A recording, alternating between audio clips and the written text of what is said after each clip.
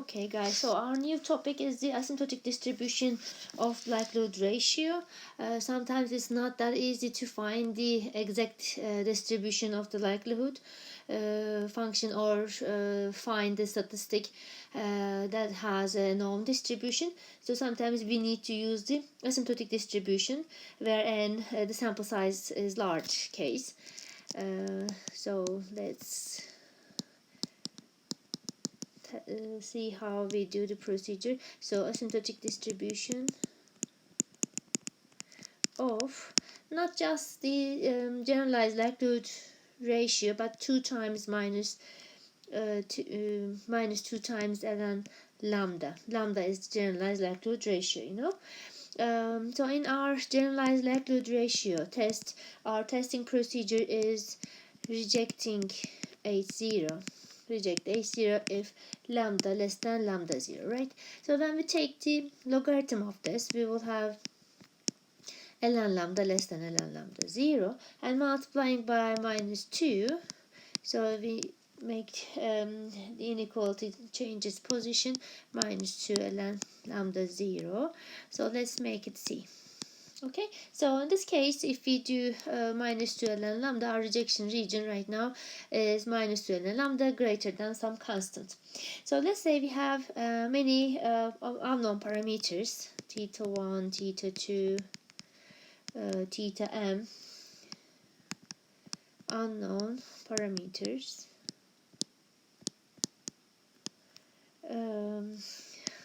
Where m greater than or equal to 1, and let's say we want to test k of them, not all of them. We may want to test all of them, but it's not necessary. So let's say theta 1 equal to theta 1 0, theta 2 equals to theta 2 0, and let's say theta k equals to theta k 0, and here we assume that k can be equal to m or less than m, and h1 case at least one of them is not true. Okay, so our hypothesis in this case, so we have, if we have just one parameter, then we can use asymptotic distribution of minus 2 ln lambda for an inequality case, case. Okay, so we cannot use this asymptotic distribution approach for a one-sided composite test. So it should be a two-sided composite test. Or if you have many parameters, so basically we have to consider at least one of them not equal to the k. So let's say theta I, at least theta I 0. So we have to use not equal case. Okay, so we can increase I values. And under this, we can show that I will not give the proof, so we will just use the results here. Under the null hypothesis, again, distributed as chi-square with k degrees of freedom. What is k? K is the number of parameters that we use in the hypothesis. It can be equal to the all unknown parameters, or it can be less than m. For example, for normal distribution, let's say we have two unknown parameters, but we are just testing the population parameter mu. Although we have two unknown parameters mu and sigma square, now m is 2 and k is 1, so we have to use k square, chi-square 1, not k square, under H0. Okay, but this is for large n. Okay, so for large n, approximately true for large n. So then what we are doing, basically, again, we try to find the value of c using the known type 1 error probability that we have reject H0 case where H0 is true. And when we replace our testing procedure, we have minus 2 ln lambda greater than c given H0. And then we have probability that, so we know that this part is chi-square distributed with k degrees of freedom, c given H0. Then using the chi-square table values again, the distribution plot, we can get, let's say this is our chi-square k. We are talking about this upper tail c value. Chi-square should be greater than c. This probability is alpha. Then this quantity should be chi-square k degrees of freedom, and we have alpha. Okay, so then asymptotic test result will be reject H0 if minus 2 ln lambda greater than chi-square k degrees of freedom with alpha significance level. So this will be the test, whatever the value. So after finding the lambda, then all we have to do, we don't have to write our lambda in terms of just one statistic. Okay, so we already know the distribution and everything is nice. So all we have to do is just replace lambda here, and then whatever lambda from sample, we can just put that lambda into the function. So let's see one example. Example can be on what? Okay. Okay. Let's focus on viable example maybe. X, let's say viable distributed with parameters 2 and theta. Okay. Okay, so we have one parameter in this case, but it doesn't matter. And here theta greater than 0, the range of x is positive. Okay, and let's say we have a random sample of size n. Okay, and then let's test theta equal theta 0 versus theta not equal to theta 0. Okay, so find the asymptotic likelihood ratio test of size alpha for this test. Okay, so first of all we need to find lambda. Okay, so find lambda first. Okay, again the procedure is the same, and if finding lambda case, so our parameter space for the null is just theta 0, and for the whole parameter space theta greater than 0.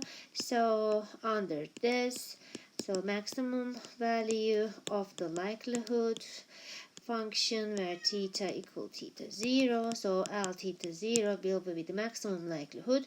So then if you replace, if you don't have to know the PDF form of the viable distribution, so 2 theta square, we have x, and we have e to the minus x squared over theta square. So make this 0. So this is just for PDF for 1, and we have add n, make it for a random sample. Okay, so this is the maximum likelihood that we can obtain under the null hypothesis, and for the whole parameter space for the hypothesis theta greater than 0, so we have to find the maximum likelihood estimator. Okay, so let's find it. So the likelihood function is 2 to the n theta to the 2n multiplication of xi's e to the minus summation xi square over theta square. Take the ln. Okay, so we have n ln 2 plus 2n ln theta summation ln xi minus summation xi square over theta square.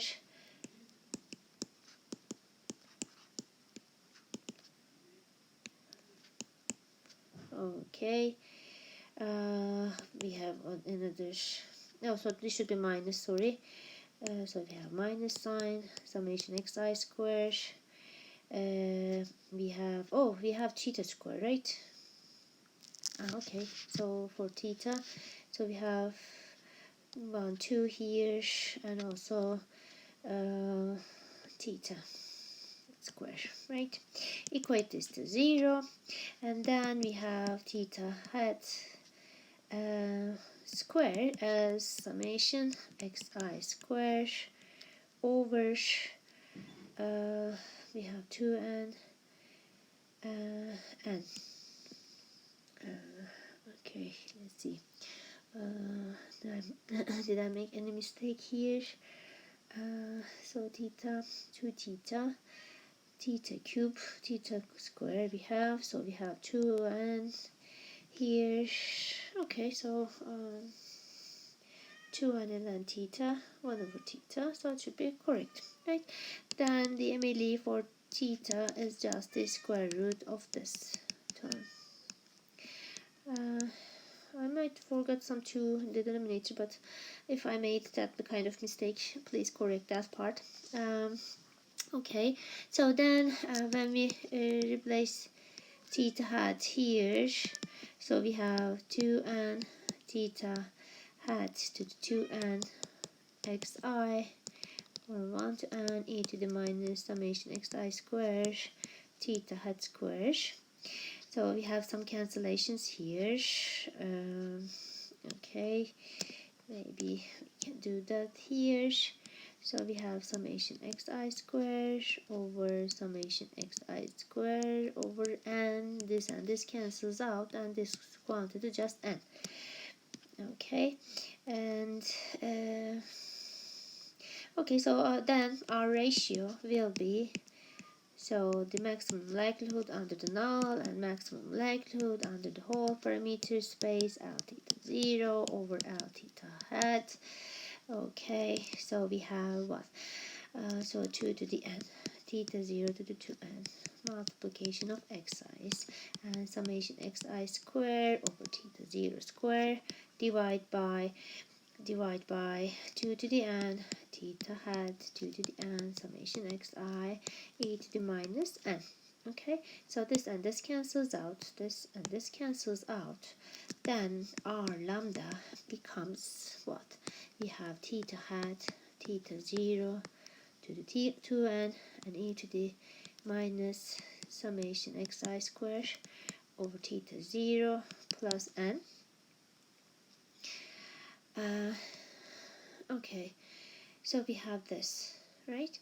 Then so we can replace theta hat by the square root also, so we can write it as summation xi square over n to the n over theta 0 to 2n e to the minus summation xi square over theta 0 plus n.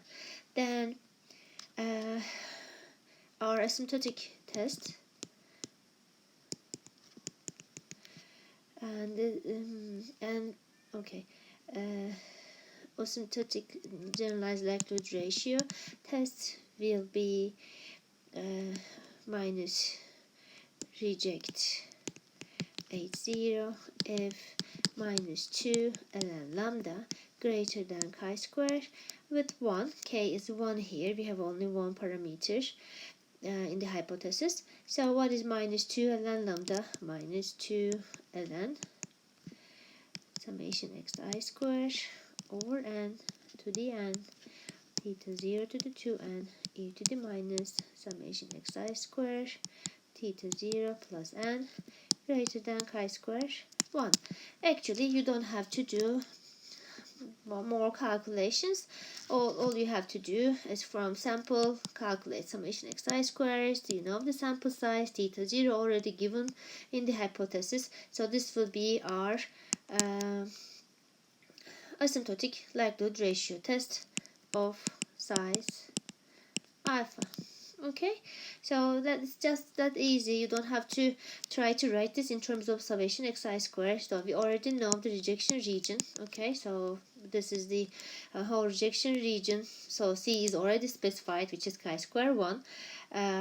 Okay, so this is the end of the result. We can do a similar thing for the normal distribution for x normal, mu, and sigma square case, where sigma square is known. Actually, here the asymptotic test result and the exact test results will be the same. And let's say we want to test that mu equal mu 0 and mu not equal mu 0 case. Okay, so here m equals to 1, which is k actually. So we already found the generalized likelihood ratio previously, which was e to the minus and x bar minus mu 0 square over 2 sigma square. Remember our results. So the asymptotic GLRT of size alpha will be reject A0 if minus 2 ln lambda greater than chi square with 1 degrees of freedom. And when you calculate, you will see that minus 2 ln lambda term will be x bar minus mu 0 whole square sigma square over n greater than chi square 1.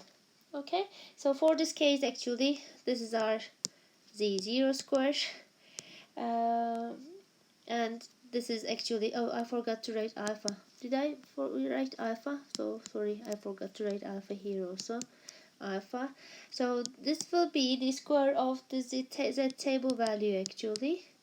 So as you can see, for this case, asymptotic test result and exact test results are the same. So we can write this as reject A0 if we can keep it like that, or we can write it this way. Okay, so for this example,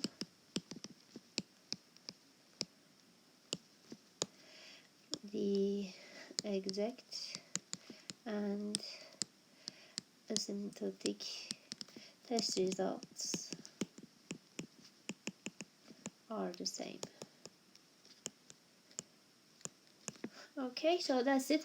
So we will finish, so this actually with this example and this part we finished the likelihood ratio test part, and next week we will see a sequential probability ratio test, and then other than so in 2 weeks we will finish everything actually with the Bayesian estimation part. So so take care.